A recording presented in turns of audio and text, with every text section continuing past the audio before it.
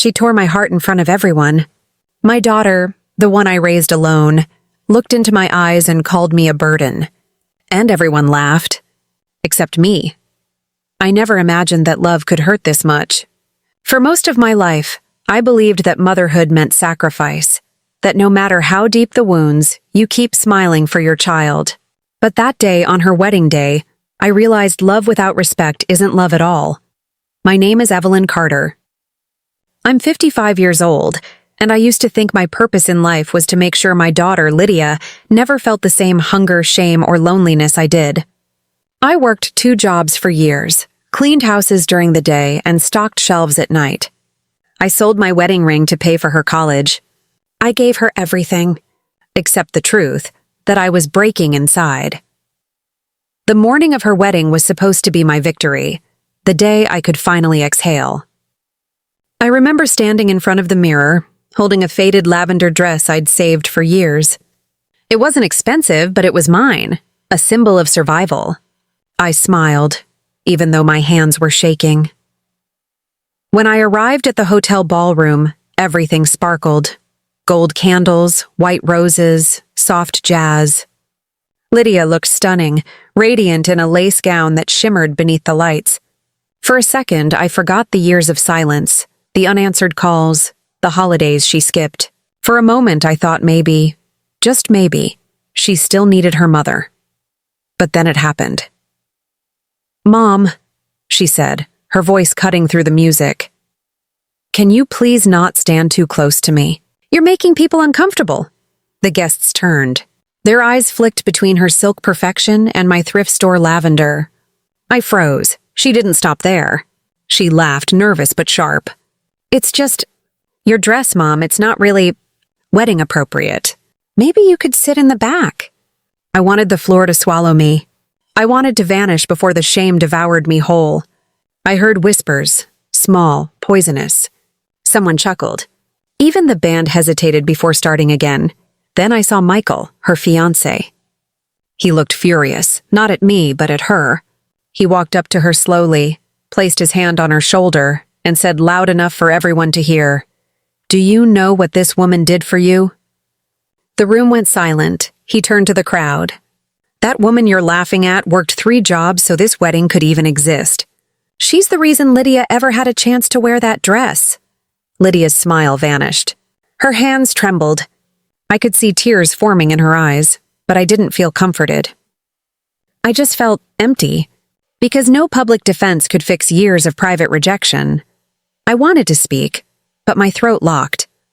All I could whisper was, "It's okay, Michael. She doesn't owe me anything." And then I turned to leave. But Michael wasn't done. "No, Evelyn. She does owe you. She owes you love, respect, and gratitude. But maybe she's too blind to see it." The crowd was stunned. Lydia screamed, "Stop embarrassing me!"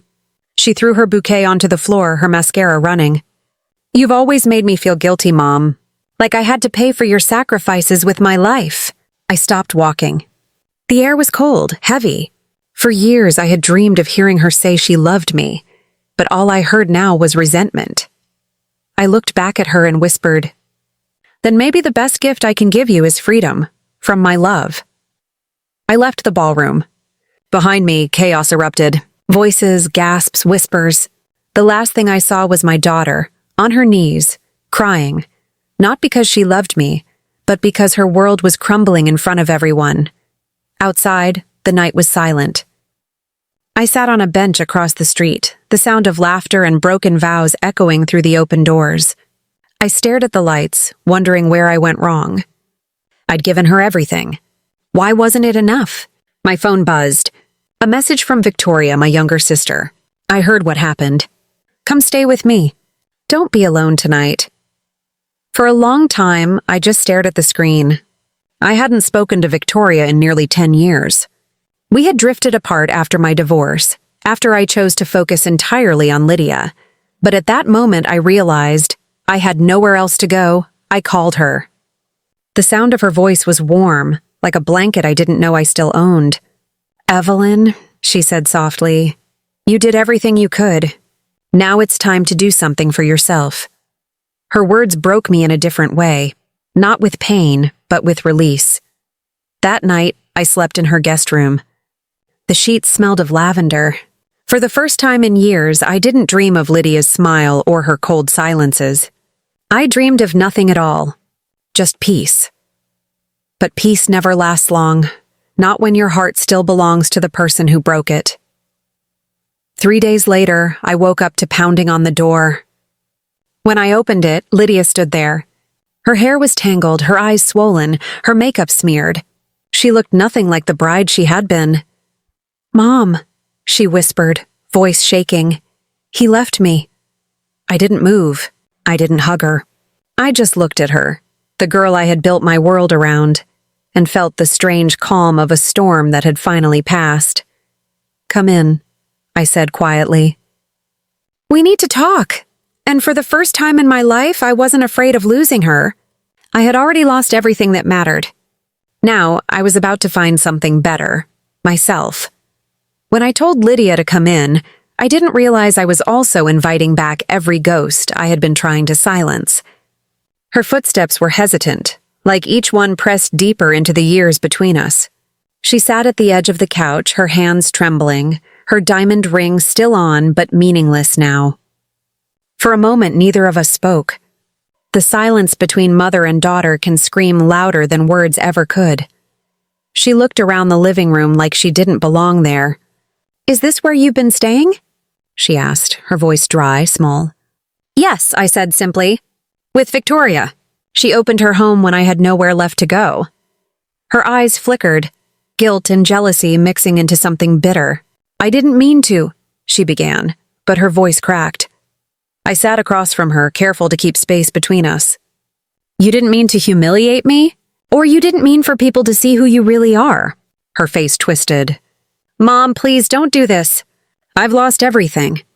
Michael left, his parents are furious, I can't even go to work. Everyone's seen the video."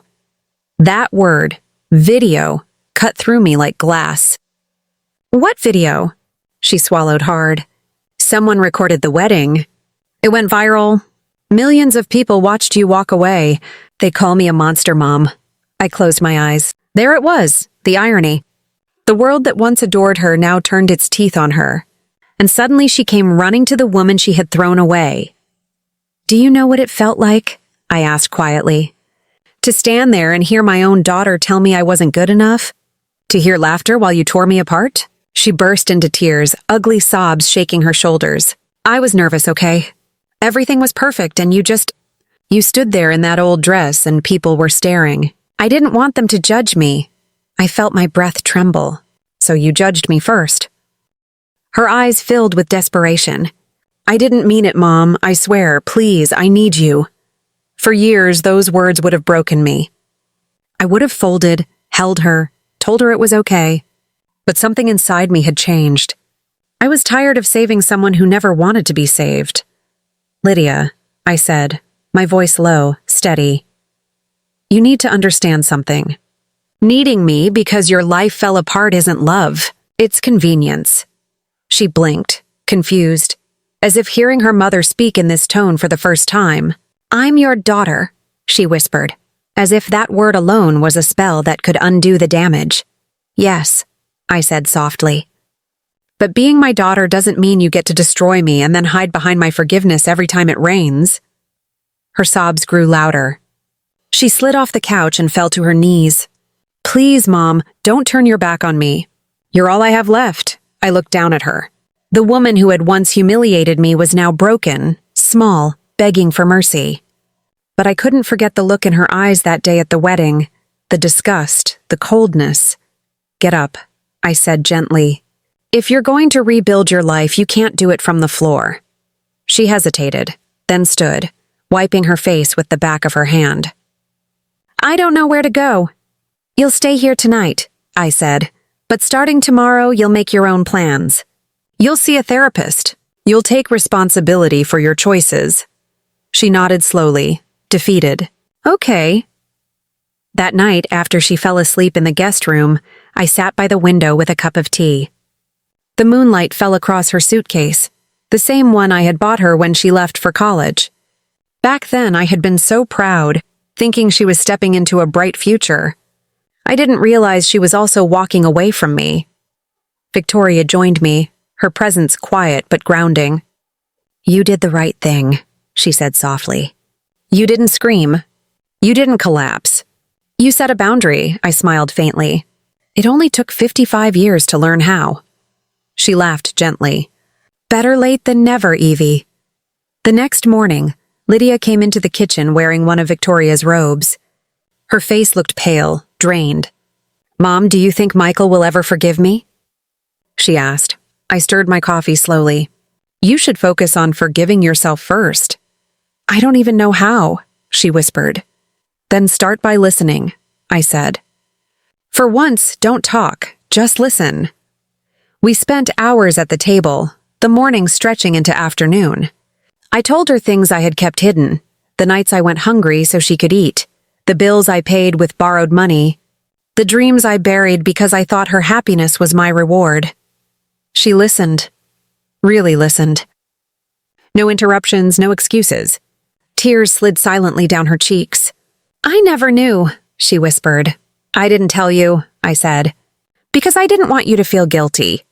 I wanted you to feel free, but I made a mistake. I taught you to take, not to value." Her lips trembled. "I was awful to you, wasn't I?" I didn't answer. She already knew. Later that evening, as she packed to leave for a friend's house, she hugged me for the first time in years. It wasn't a desperate hug. It was quiet, hesitant, almost fragile. "Thank you for letting me stay," she murmured. I touched her hair. "I love you, Lydia, but I'm done rescuing you."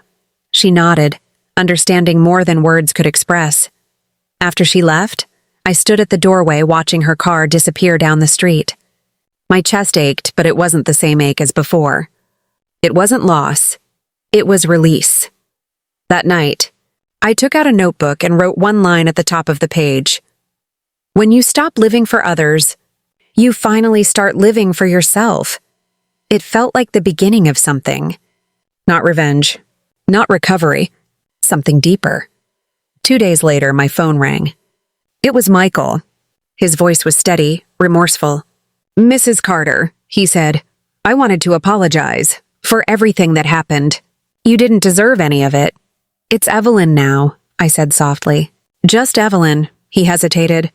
"I'm starting something new, a community center for women who've lost their sense of worth. Would you consider helping me lead it?" I was silent, stunned. "Why me?" "Because you understand what it's like to be forgotten," he said, "and to rise anyway." I hung up, my hands trembling, not from fear, but from possibility. Maybe, just maybe, the woman my daughter tried to bury was about to be reborn. The house was quiet that night, but quiet never meant peace. It meant space for thoughts to echo louder, for memories to bleed through.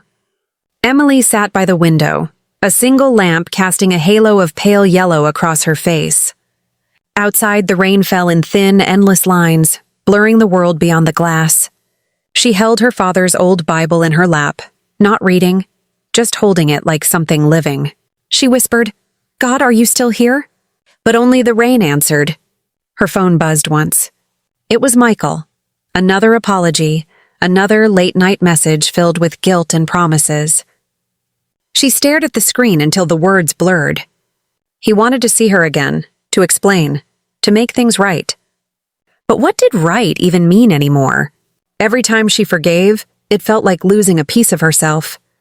Every time she pushed him away, it felt like betraying the woman she once was, the one who believed love could redeem anything. She closed her eyes and remembered the night he left. The sound of the door slamming had been small, almost polite, like it didn't want to wake the pain that slept inside her. But it did. It woke everything. Her mother's voice still echoed in her mind from that night. "Sometimes love isn't about holding on, sweetheart. It's about not letting it destroy you." But how could she let go when her heart still remembered his laugh, the way he whispered, "I'll never leave," under the stars? The Bible slipped from her lap and opened on the floor, pages spreading like wings. Her eyes caught a verse highlighted years ago, Isaiah 43:2. "When you pass through the waters, I will be with you." She froze. The words hit her chest like a wave. For a moment, the tears she'd held back for months broke free. She fell to her knees, clutching that old book like it was the only thing keeping her upright. "I'm tired, God," she said, her voice shaking. "I'm tired of being strong. I'm tired of forgiving when I don't even understand why." The rain outside grew heavier, as if the sky itself was weeping with her. And then, deep in the quiet, she felt it. Something she hadn't felt in years. Not the absence of pain, but the presence of someone else in it. It wasn't loud or dramatic. It was gentle, like someone laying a hand on her shoulder and whispering, "You're not alone." She looked up, blinking through tears, and saw the candle she'd forgotten to blow out flicker brighter for a second, then steady itself. It was nothing and everything. The next morning, Emily walked to the small church at the end of Maple Street. She hadn't been there since her father's funeral. The doors creaked as she pushed them open, and the scent of old wood and wax met her like a memory. The pews were empty except for one man kneeling near the altar. Pastor Thomas. He looked up as she entered, his kind eyes widening in surprise. "Emily?" She nodded weakly. "I didn't know where else to go." He rose and walked toward her, slow and steady, as though afraid to scare away the fragile courage she carried. "You came to the right place," he said softly. She sat down on the front pew, hands clasped together, eyes fixed on the cross hanging above the altar. "I used to think love was supposed to fix everything," she said. "But now it just feels like a wound that won't heal." The pastor sat beside her. "Love doesn't always fix," he said. "Sometimes it reveals what's broken so it can finally be healed." She was silent for a moment. "How do I forgive someone who keeps breaking me?" "Maybe forgiveness isn't about him," he said quietly. "Maybe it's about freeing you." The words cut through her like light through fog. She wanted to argue, to say she wasn't ready, but something deep inside knew he was right. Forgiveness wasn't about forgetting. It was about releasing the weight that kept her anchored in pain. That evening, as she walked home, the air felt lighter. The rain had stopped, and the sky was streaked with the faint gold of sunset. For the first time in a long time, she didn't rush to check her phone. She didn't scroll through old messages. She didn't rehearse what she'd say if Michael showed up again. She just walked. The sound of her footsteps against the wet pavement was enough to remind her. She was still here. She was still breathing. But peace didn't come overnight. That night, as she lay in bed, the memories came back again. His touch, his laughter, his betrayal. They clawed at her like ghosts that refused to leave. She turned on her side, gripping her pillow tight, whispering the verse from Isaiah again. "When you pass through the waters, I will be with you." Somewhere between exhaustion and prayer, she drifted into sleep. In her dream, she was standing by a river, the same one she and Michael used to walk beside. The water shimmered with light. On the opposite bank, she saw her father smiling, his hand raised as if to say, "Keep walking." She took a step forward, the water rising to her knees, then to her waist. But it didn't drown her. It held her, carried her. When she woke, the first light of dawn spilled through her curtains. Her heart still hurt, but something had shifted. The fear was still there, but it was smaller, like a shadow fading in the morning sun. She sat up, placed her hand over her chest and whispered, "I forgive you." She didn't know if she meant Michael or herself, or both. Maybe it didn't matter. Maybe the act itself was enough. That morning, Emily brewed her coffee and stepped outside. The air was cool and clean, and somewhere in the distance, church bells began to ring. She closed her eyes and let the sound wash over her. The world hadn't changed overnight, but she had. Somewhere deep inside, she felt the quiet beginning of something new, something she couldn't name yet, but she knew it was love. Not the kind that breaks, the kind that rebuilds, the kind that finds you in the wreckage and whispers, "You're still mine." And for the first time in years, Emily smiled, not because everything was okay, but because she believed someday it could be. But as she turned back toward her house, she didn't notice the figure standing at the end of the street. Michael. His face pale, eyes filled with something between regret and desperation. He'd come back, and this time he wasn't leaving without answers. Emily froze when she saw him standing at the end of the street. Rain from the night before still clung to the leaves, and the morning sun reflected off the wet pavement, making Michael's shadow long and distorted. Her chest tightened, and memories rushed in like a flood she had barely contained. She had promised herself she wouldn't run this time. She wouldn't cower behind walls of fear and guilt. But the sight of him stirred something raw and unpredictable inside her. He took a hesitant step forward, as if testing the ground, testing her resolve. "Emily?" he said, his voice soft, almost trembling. Can we talk?" She didn't answer right away. She just watched him. The man she once loved, the man who had left her life in ruin, standing there and asking for something that had no guarantee. She felt the pull of old feelings, the comfort of familiarity, and the sting of betrayal all at once.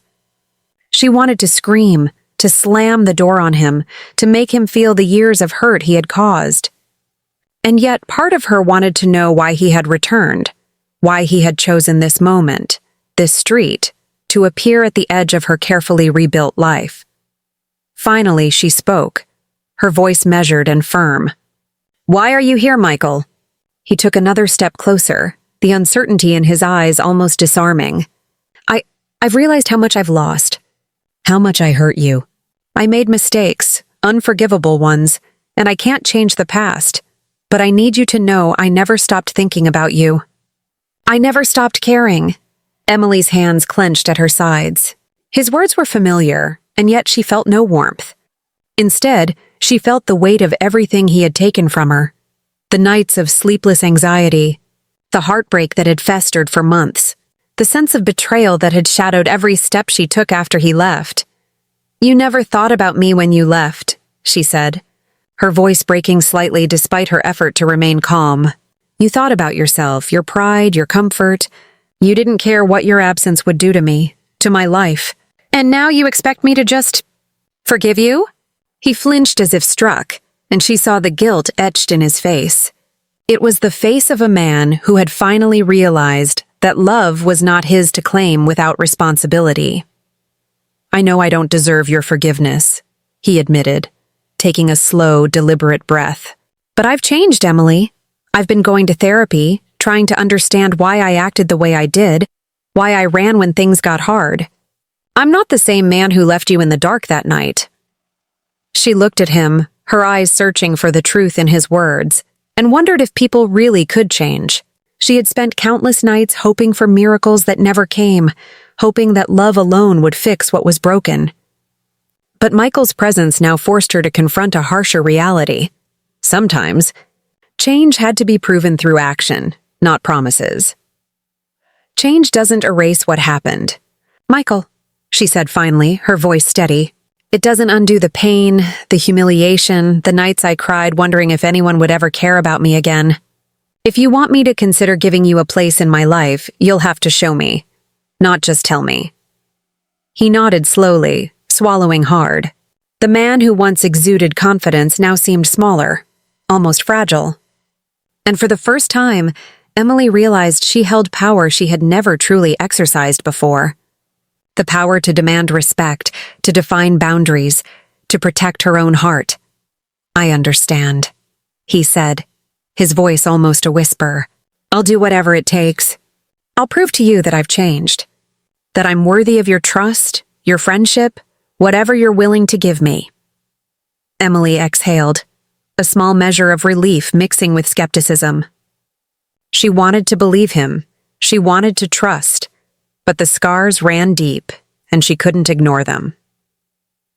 Over the next few weeks, Michael stayed at a distance, respecting the walls she had built. He sent thoughtful messages, never overwhelming her, acknowledging her space while offering glimpses into the work he had done on himself. Emily watched him carefully, noting the sincerity in his words, the humility in his tone. But her heart was wary. She had learned that love without boundaries was dangerous, and forgiveness without growth was pointless. She refused to be drawn into a repetition of the past. One evening, Emily found herself walking through the park where she and Michael had once shared countless afternoons. The sun was setting, painting the sky with streaks of orange and pink. She saw him sitting on a bench reading a book, seemingly lost in thought. She stopped, unsure if she should approach, and yet something compelled her forward. "Emily," he said, looking up, a soft smile touching his lips. "I didn't expect you to come here."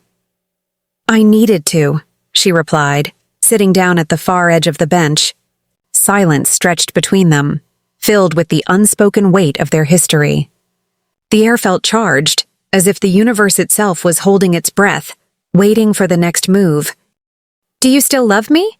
he asked suddenly, almost afraid of the answer. Emily shook her head slowly. "I don't know what love is anymore. I've spent too long tied to the idea of you, to the memory of what I thought we had. If I love you, it's not the same love that once blinded me. It's cautious, measured, wary." He nodded, absorbing her words. He had no right to expect the old Emily, no right to demand forgiveness without understanding her pain. "I don't want to lose you again," he said quietly, almost pleading. "But I understand if you can't let me back into your life." "You won't lose me," Emily said firmly. "Not because I forgive blindly, but because I know my own worth now. I'm not giving you another chance to define my happiness. If you're going to be in my life, it will be as someone who respects the boundaries I set, who values me for who I am, not for what I give or what I've endured." Michael nodded, a mix of relief and sorrow in his eyes. He reached out, gently placing his hand near hers on the bench but not touching it. "I'll earn it," he promised. "I'll earn your trust step by step." Emily exhaled, feeling a mix of fear and hope. This was unfamiliar territory, a place where love was tentative, fragile, and not taken for granted. It wasn't easy, and it wouldn't be without pain. But for the first time, she felt a spark of something she hadn't in years: control, autonomy, the power to choose her own happiness, and to decide who would walk beside her in this new chapter. As the sky darkened and the first stars appeared, Emily stood, feeling the cool evening breeze against her face. She looked at Michael, who rose as well, his eyes reflecting the fading light. "Shall we walk?" she asked. He nodded, and together they moved slowly through the park, not touching, not speaking much, but each aware of the other's presence. The silence was comfortable now, a sign of the respect and space they had finally begun to cultivate. And though the night was filled with uncertainty, Emily felt something she hadn't felt in years: possibility.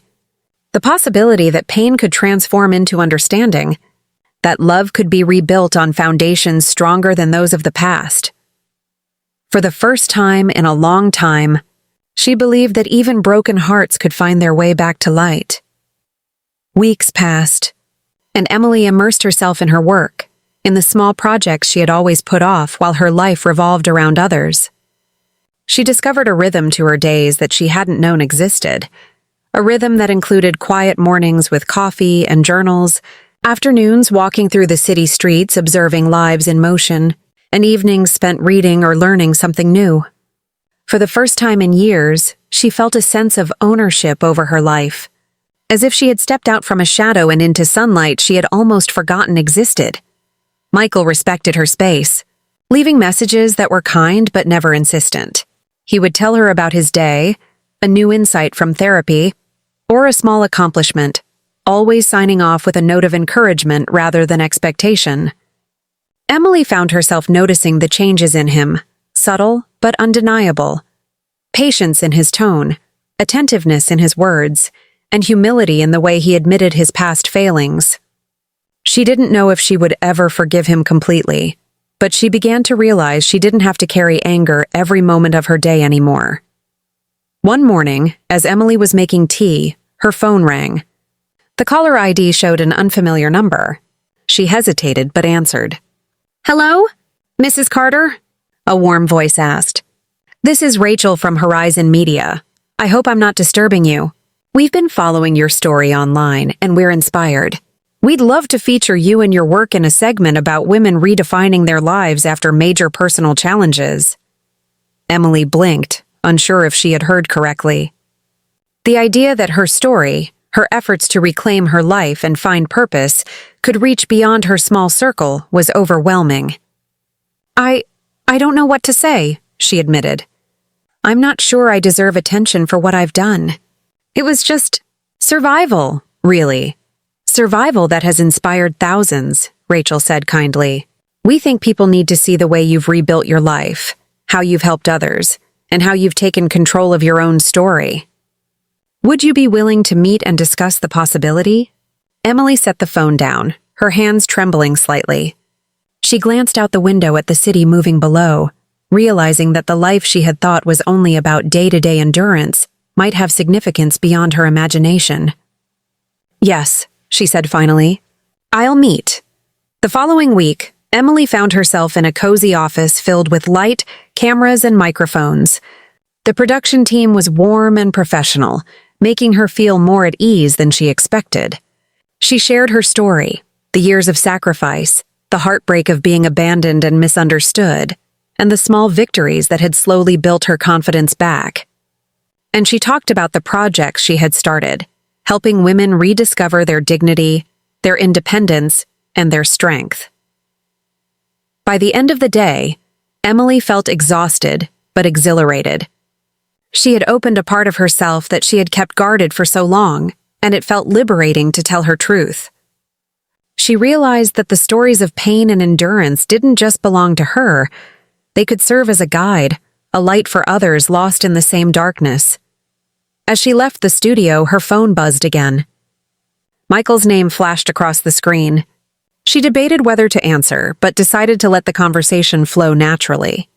Emily, he said, his voice gentle, I just saw the studio lights turn off on the live feed. How did it go?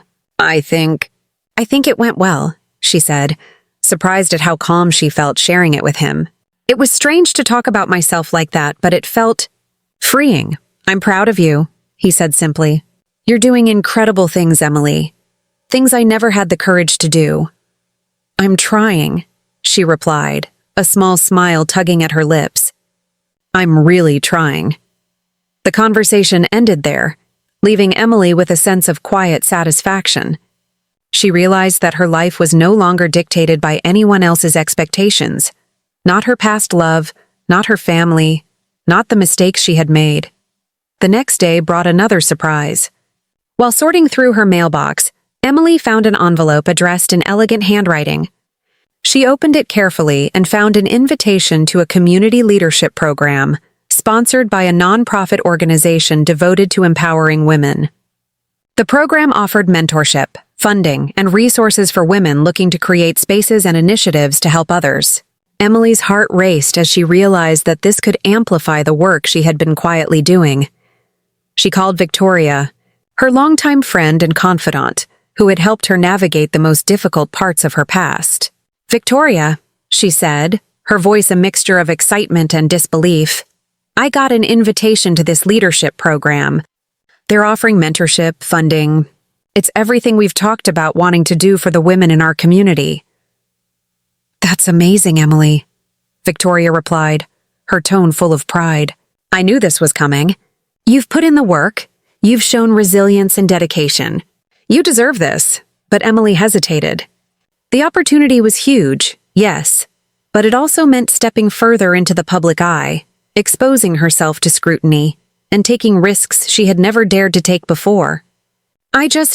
What if I fail? She admitted. What if I can't handle it? What if I let people down? Victoria's voice was steady, reassuring. Emily, you've already survived more than most people could imagine. This isn't about perfection. It's about authenticity, about using your experience to guide others. You won't be alone. And even if you stumble, you'll rise again. That's who you are now. With Victoria's encouragement, Emily applied for the program, submitting essays, personal reflections, and a detailed outline of her vision. She spent nights refining her ideas, thinking deeply about the women she wanted to help, the resources they needed, and the spaces where they could feel seen, heard, and respected. It was exhausting work, but each word, each plan, felt like a building block for the future she had imagined for herself. 2 weeks later, Emily received the acceptance letter. Tears filled her eyes as she read the words aloud to Victoria. "Congratulations, Emily Carter. You have been selected to participate in the Horizon Women's Leadership Initiative." She could hardly believe it.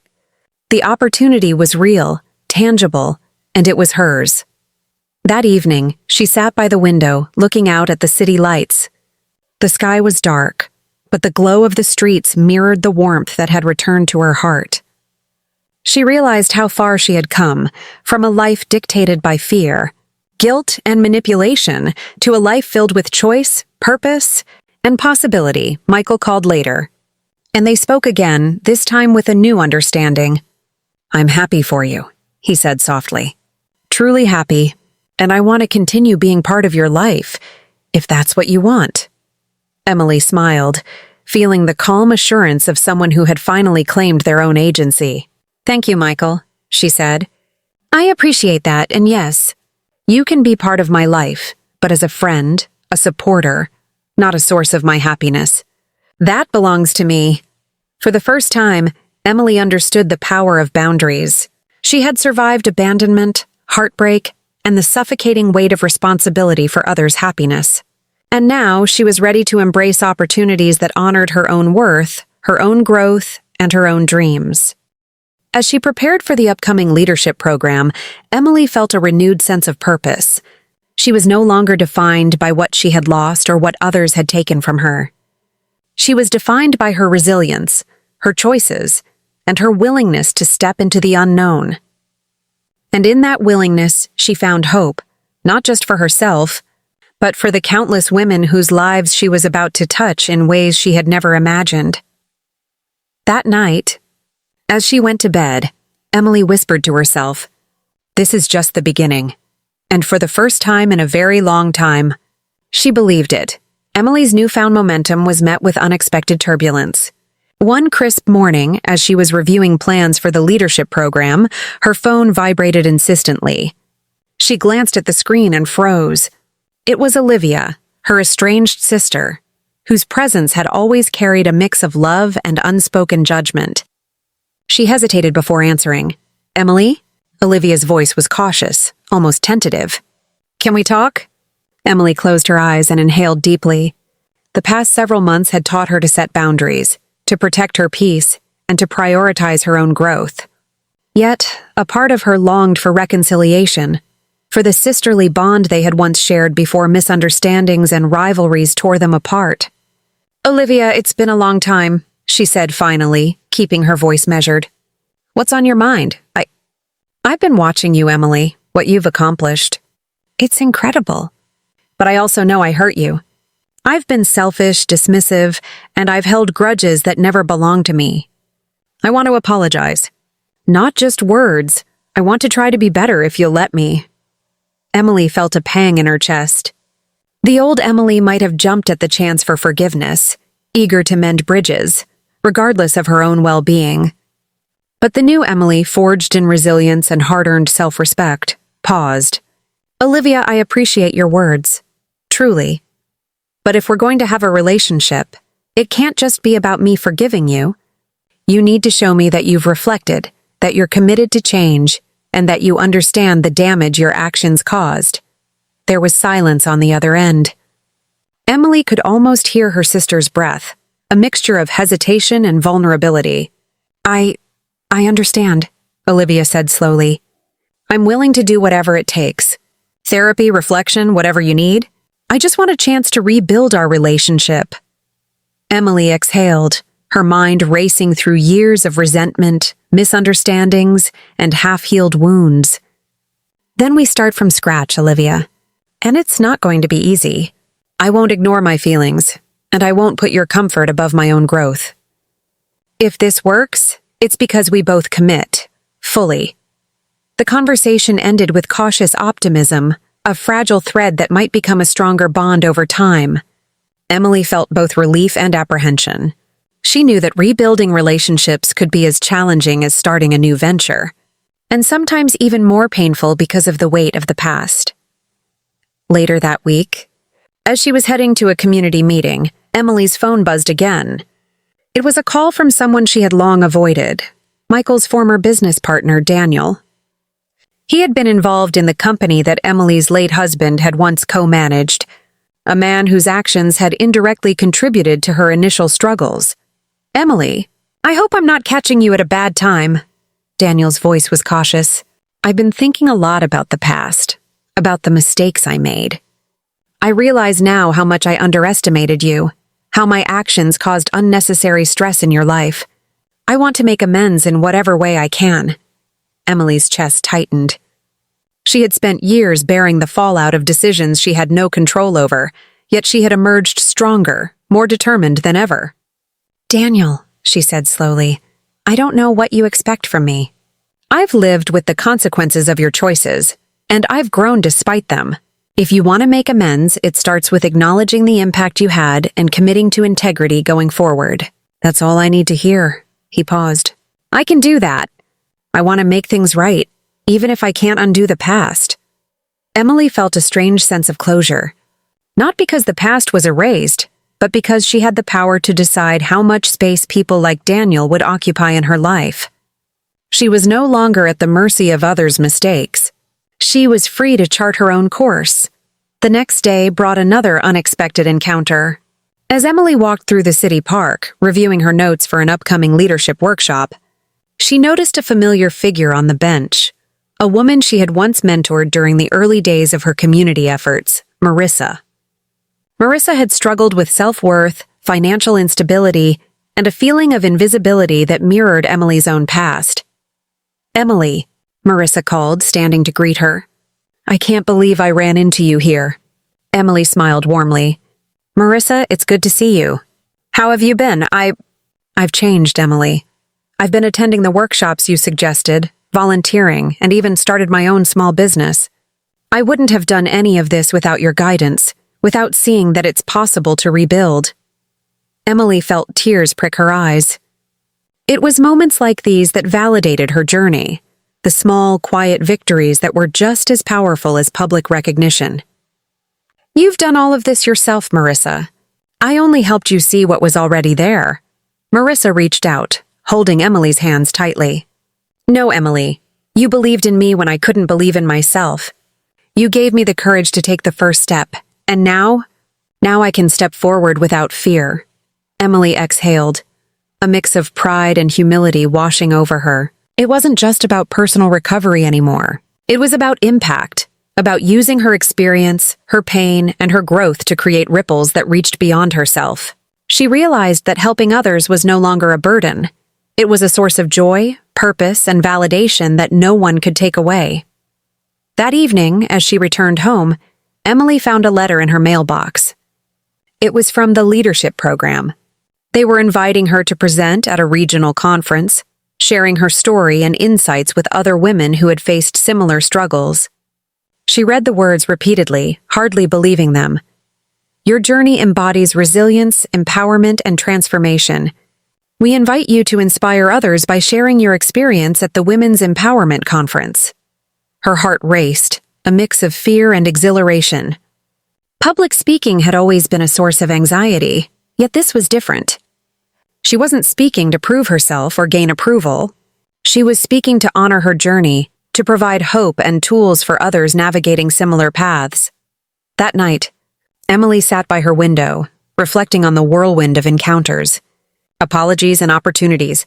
She realized how much she had grown, not just in independence, but in empathy, discernment, and courage. The women she had helped, the relationships she was cautiously rebuilding, the opportunities appearing before her, they were all evidence that resilience could translate into impact. For the first time, she understood that confrontation wasn't just about conflict, it was about clarity.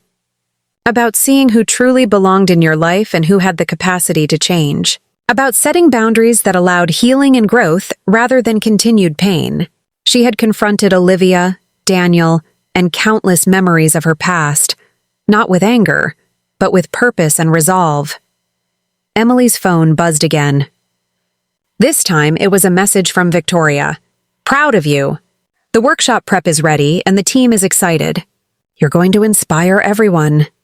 Emily smiled, feeling a deep warmth in her chest. She was no longer the woman who had been defined by others' expectations, neglect, or betrayal. She was a woman who had endured, who had chosen herself, and who was ready to extend her strength outward. As she closed her journal that night, she whispered into the quiet room, "I am ready for whatever comes next." And for the first time in years, she truly meant it. Emily woke up to the sound of birds chirping outside her window, sunlight spilling across her apartment floor. She took a deep breath, feeling the weight of the past months finally ease just enough to let her move forward. The upcoming leadership workshop loomed large in her mind, but it no longer intimidated her. She had faced much greater challenges than presenting to a room full of strangers. As she sipped her morning coffee, her phone buzzed with messages. Most were logistical notes from her team, but one stood out, a text from Olivia. "I've started therapy. I'm ready to do the work. Thank you for giving me a chance." Emily smiled softly, her heart warming at the thought of her sister taking responsibility. She typed a quick reply, keeping it firm yet encouraging. "Good, keep at it. Actions speak louder than words." Later that morning, she arrived at the conference center where the workshop would be held. The building was buzzing with activity, women arriving with anticipation, staff making last-minute preparations, and volunteers coordinating schedules. Emily felt a familiar thrill of purpose, a reminder that her life was now driven by impact rather than validation from others. Her first session was a small group discussion designed to help women identify the invisible barriers that had held them back. As she entered the room, several women turned to her, eyes filled with expectation. She noticed the subtle tremor of uncertainty in their posture, the same she had once felt in her younger days when faced with overwhelming challenges. "Good morning, everyone," she began, her voice steady but warm. "Today, we're going to talk about strength. The kind of strength that comes from recognizing your worth, setting boundaries, and choosing yourself even when others expect you to sacrifice everything for them." A woman in the front row raised her hand timidly. "But what if we've already failed? What if we've been too weak for too long?" Emily nodded, understanding the weight behind the question. "I've been there," she admitted. "I've been invisible, overworked, and undervalued. I've faced rejection from the people I loved most, and I've been forced to rebuild myself from nothing. But the truth is, strength isn't about never falling. It's about rising, even when it feels impossible." She shared her story, carefully recounting the years of struggle, the heartbreak of betrayal, the isolation she had felt after her daughter rejected her, and the moment she finally decided to reclaim her life. As she spoke, she saw eyes widen, heads nod, and tears glisten. The power of vulnerability was tangible. After the session, several women approached her. One woman, older and frail, clutched Emily's hands with both of hers. "I thought my life was over," she said, voice trembling. "I thought there was no one who could see me or understand. But hearing your story, it gives me hope that I can start again." Emily's eyes filled with tears, but this time they were not for herself. They were for the collective strength in the room, for the courage that these women were beginning to rediscover. She realized that her journey was no longer just about survival. It was about being a catalyst for transformation. As the day progressed, she led several workshops on self-worth, goal setting, and building supportive communities. Each session reinforced a single powerful lesson. Women who had been invisible, undervalued, or dismissed could reclaim their power, redefine their purpose, and create new lives for themselves. Between sessions, Emily received a call from Theodore. His timing was impeccable. "Emily, I wanted to check in. How's the workshop going?" She smiled, appreciating his presence even from afar. "It's going beautifully. These women, they're incredible. I never imagined the impact we could have in just a few months." He paused, and she could sense the pride in his voice. "I've been following the updates. I knew you were strong, Emily, but seeing you in action, it's inspiring. You've turned pain into purpose." Her heart fluttered at his words, but she reminded herself that this moment wasn't about personal validation. "Thank you, Theodore. It's about them, not me," he chuckled softly. Yes, but without you it wouldn't exist. I'm proud of the woman you've become. Later that evening, as the workshop concluded, Emily received another unexpected message, this time from a former colleague, Rachel, who had once doubted her capabilities. Emily, I've watched your journey. I want to collaborate with you on a project that helps marginalized women. I want to contribute meaningfully. Can we meet? Emily felt a surge of cautious excitement. She had spent years being undermined, dismissed, and overlooked by people like Rachel. But now, she was in a position to choose her collaborations, to set terms that ensured mutual respect and shared purpose. She typed back firmly, "Yes, let's meet. But understand that this partnership will require commitment, accountability, and respect. No shortcuts." That night, Emily sat by her window, reflecting on the day's events. She thought about the women she had met, the stories she had heard, and the transformative energy in the room. She thought about Olivia, taking responsibility, and the tentative steps toward reconciliation. She thought about the relationships she had set boundaries with, allowing only those who valued her presence to remain. And she thought about her daughter, Lily, whose absence from her life had once seemed unbearable. Emily realized that the void left by Lily's rejection had created space for growth, for purpose, and for relationships built on mutual respect rather than obligation. She no longer defined herself solely by her role as a mother or by others' approval. She defined herself by her resilience, her choices, and her impact. Emily's phone buzzed again, this time with a notification from the leadership conference organizers. Your keynote speech has been scheduled for the main event. Prepare to share your story with hundreds of attendees. This is your chance to inspire on a national level. Her heart raced. Public speaking on such a scale had once terrified her. But now, she felt a steady confidence, grounded in her experiences and her unwavering belief in the message she had to share. She typed a quick note to her assistant. Let's prepare. This isn't about me. It's about every woman who has been made invisible. Let's make sure their voices are heard. As she prepared for the keynote, Emily reflected on the lessons she had learned, the power of choice, the necessity of boundaries, and the transformative effect of self-respect. She had faced betrayal, heartbreak, and isolation, but she had emerged stronger, wiser, and ready to create meaningful change. That night, as she closed her laptop, she whispered into the quiet apartment, I am not defined by what I've lost, but by what I choose to build. And I will build.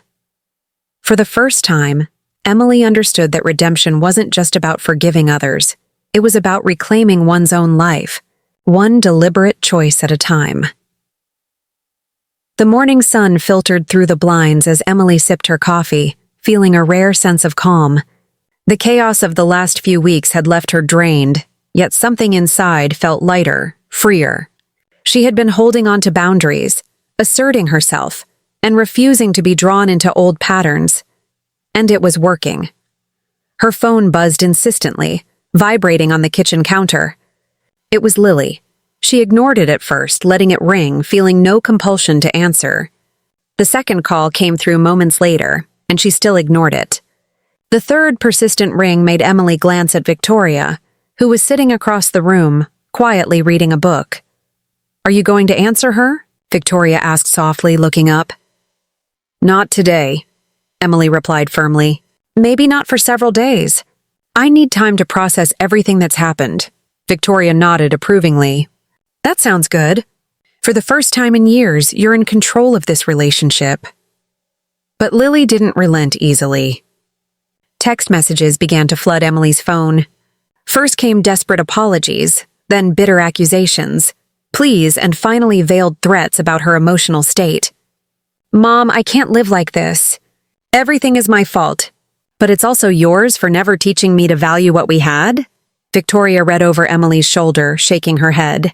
It's pure emotional manipulation. Exactly what she's been doing for years, only now she's desperate.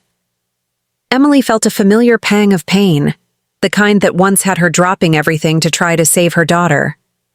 But she remained silent, her resolve firm.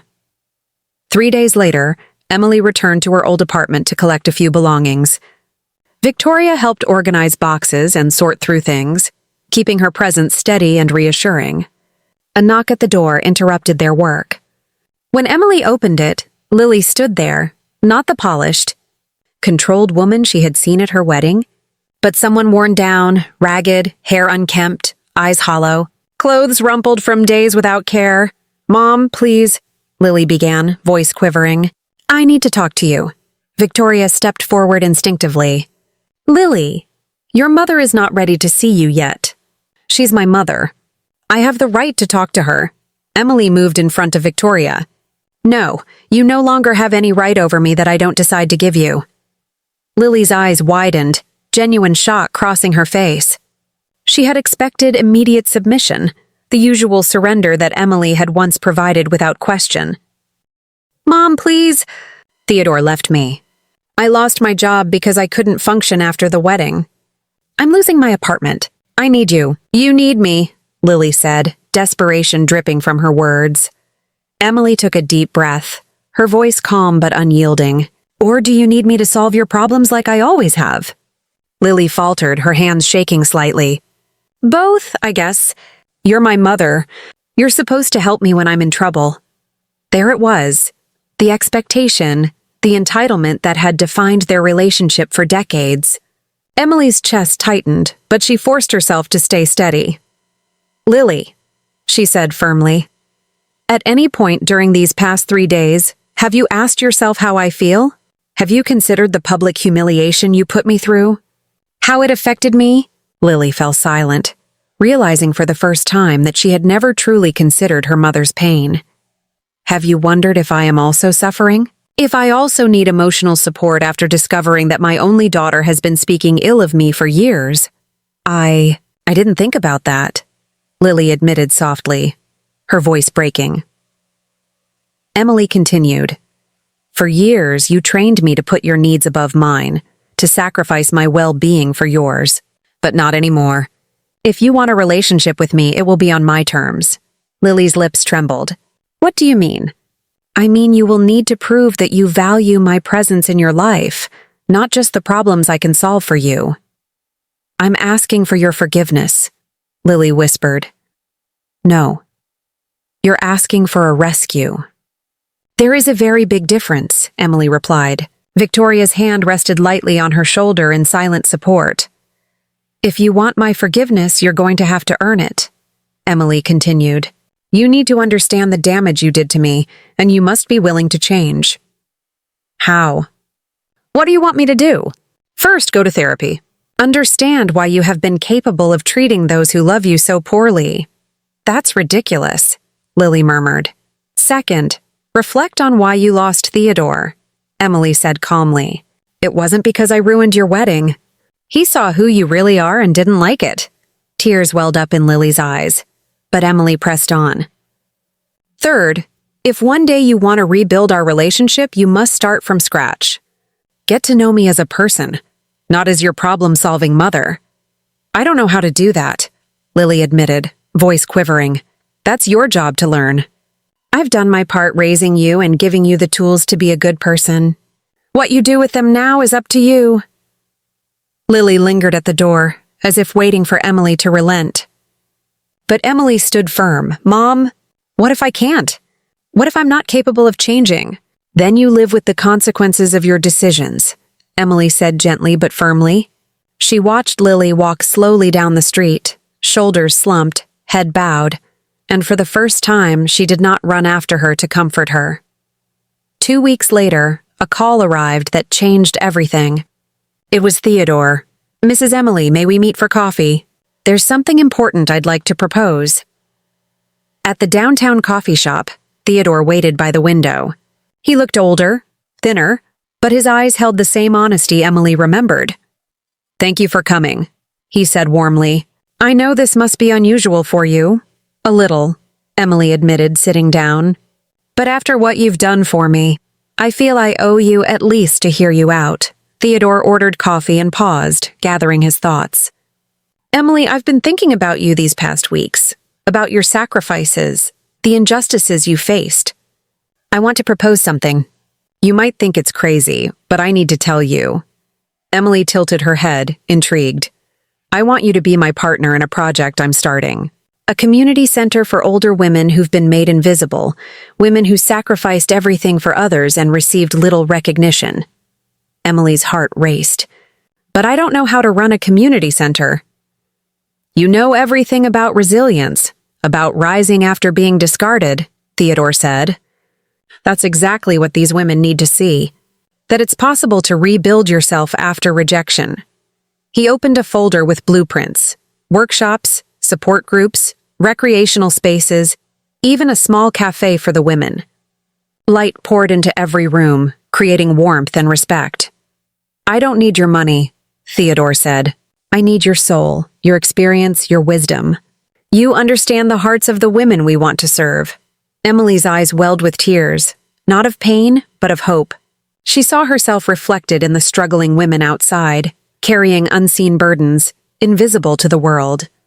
You raised a daughter alone, survived widowhood, kept your dignity. If that doesn't qualify you to help others, I don't know what does, Theodore said. She whispered, When do we start? 6 months later, Emily stood in front of the mirror in her new apartment, ready for the New Dawn Women's Center inauguration. Her hair styled differently, emerald green dress reflecting her newfound confidence. Her eyes sparkled with a purpose she had forgotten existed. The center had grown beyond expectations. Dozens of women finding jobs, completing workshops, forming strong support groups. Emily had discovered talents she never imagined. Organizing, listening, inspiring, fundraising. Theodore's words echoed in her mind. You have the strength that others need to see. Her phone rang, an unknown number. Mrs. Emily? I'm Emily from Inspiring Women. We'd like to interview you about your center. Your story is going viral. Speechless, Emily handed the phone to Victoria, who scheduled the interview with excitement. Arriving at the center, a crowd had gathered. Journalists, officials, beneficiaries, and curious community members. Theodore greeted her at the entrance. Are you ready to see your dream come true? He asked with a smile. Our dream, Emily corrected. This wouldn't have been possible without you. Women shared their stories, rediscovering work, healing, pride in their crafts.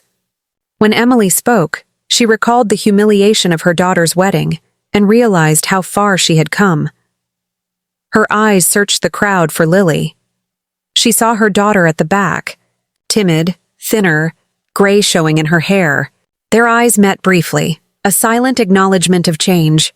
Lily approached after most had left. Mom, I wanted to congratulate you. This is incredible, Emily nodded, cordial but firm. Thank you. I've been following the project online. I've been in therapy, Lily admitted. I understand your sacrifices and why Theodore left. I wasn't a good person before, but I'm working to change. Emily observed her carefully. This version of Lily was humble, human, and genuine. I no longer need your love to be happy. I've found my path, Lily's voice broke. I know, and that's what hurts the most. I should have been the one reminding you how amazing you are. If you've really changed, I'm happy, Emily said. But reconciliation will take time and effort. 2 years later, Emily's story had inspired national initiatives, a best-selling book, and countless transformed lives. She had become a living testament to resilience and purpose, finally free of toxic dependence. The next day, Lily called, not to ask for help, but to connect. They spoke for 20 minutes, simply sharing life.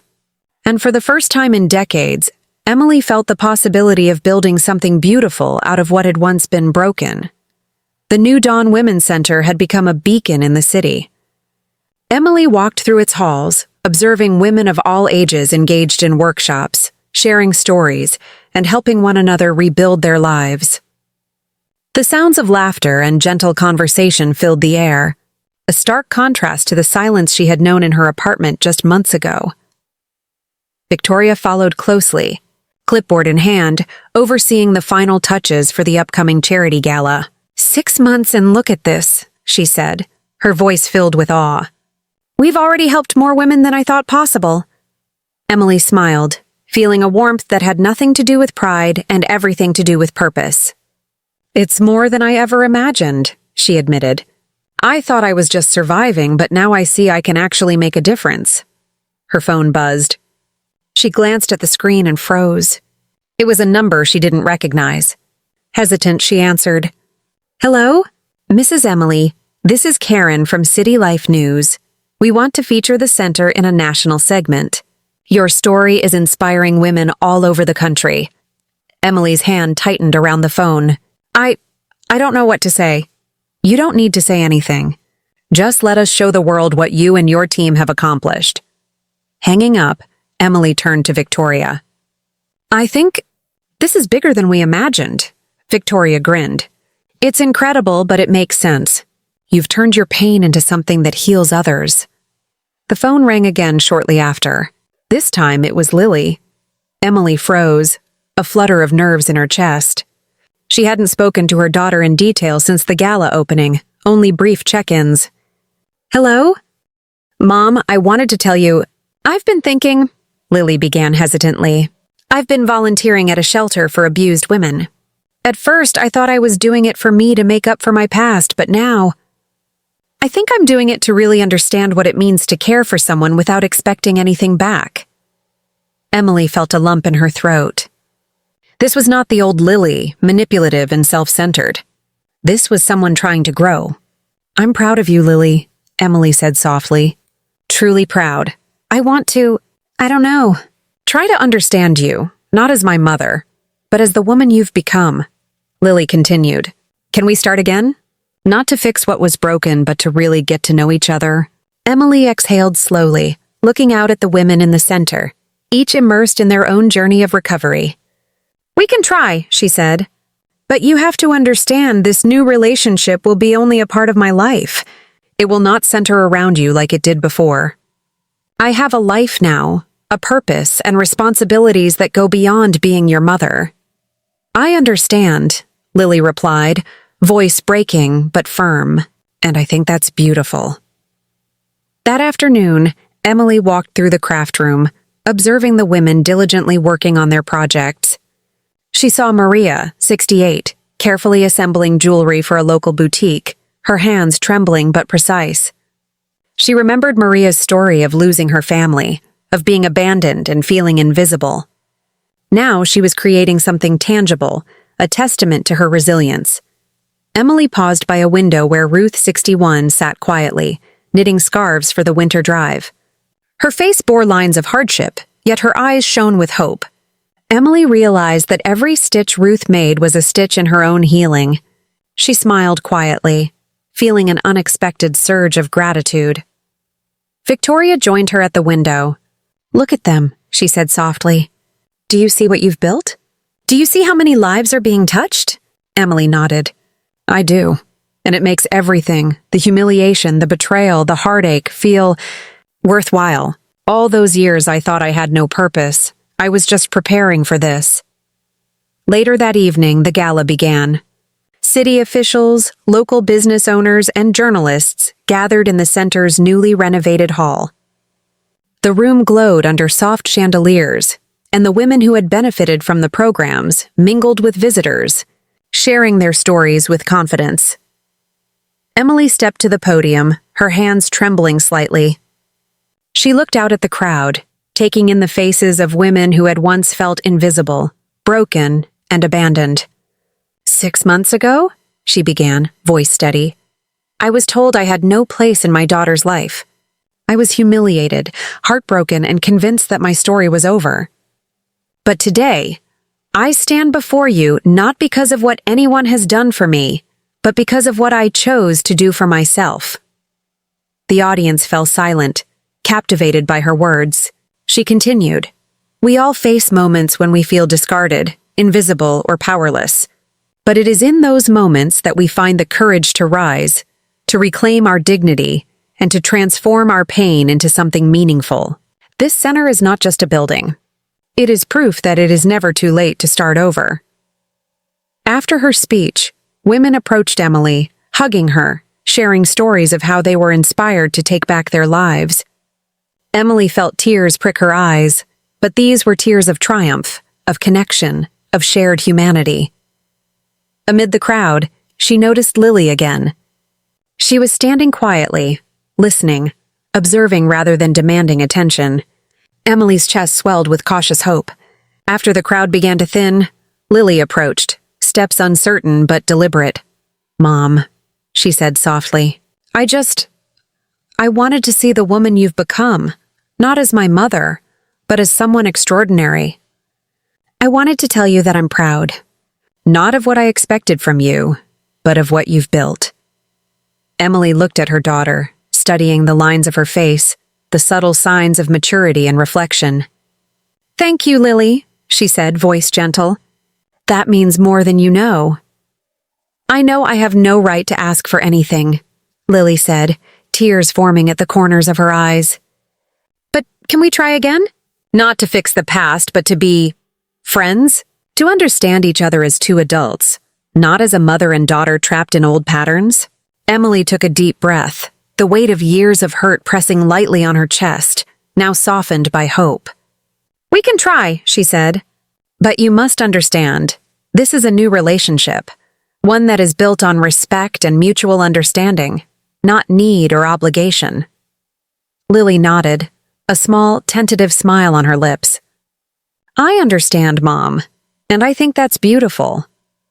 As they walked through the center together, Emily felt something shift inside her.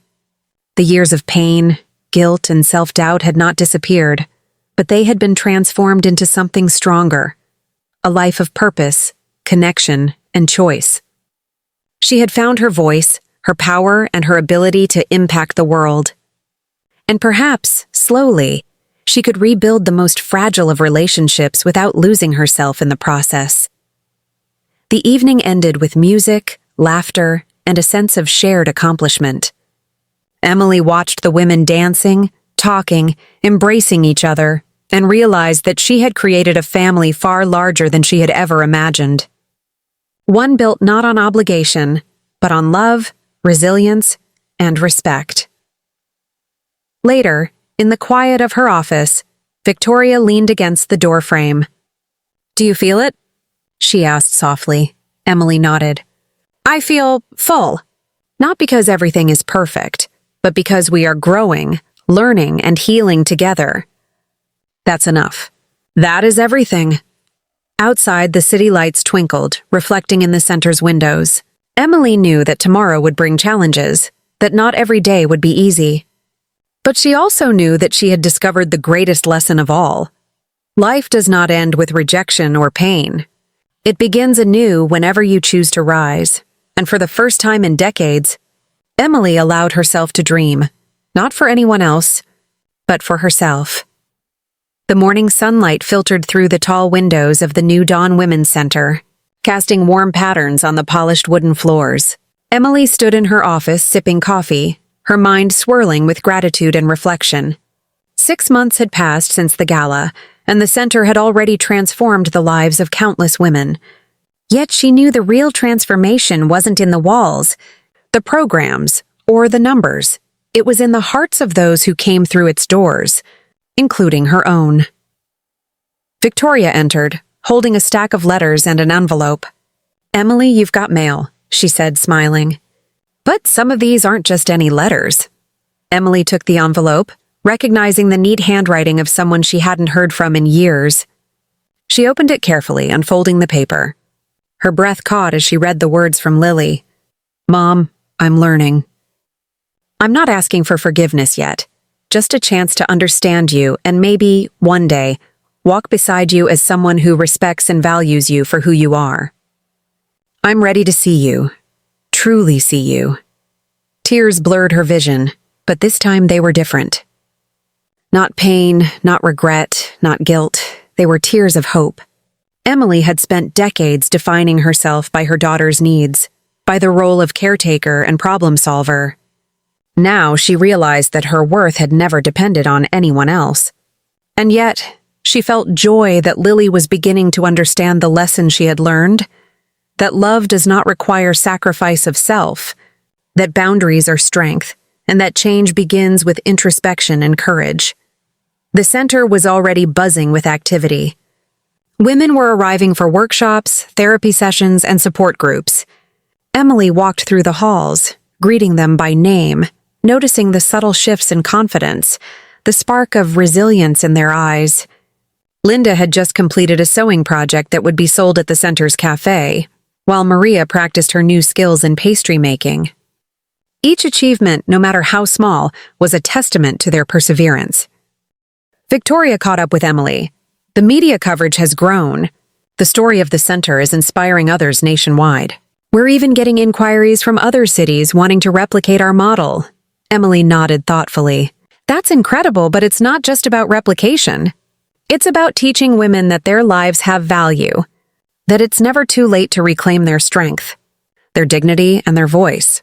As they spoke, Emily noticed a woman sitting quietly in the corner of the room, watching the busy activity. She approached her gently. "Hi, I'm Emily, welcome. How are you feeling today?" The woman looked up, her eyes reflecting years of pain and neglect. I don't know if I belong here. I've never felt like I mattered to anyone." Emily smiled softly. "You belong because you are here, and the fact that you're here shows that you've already taken the first step to reclaiming yourself. You are not defined by the past. You are defined by the choices you make today."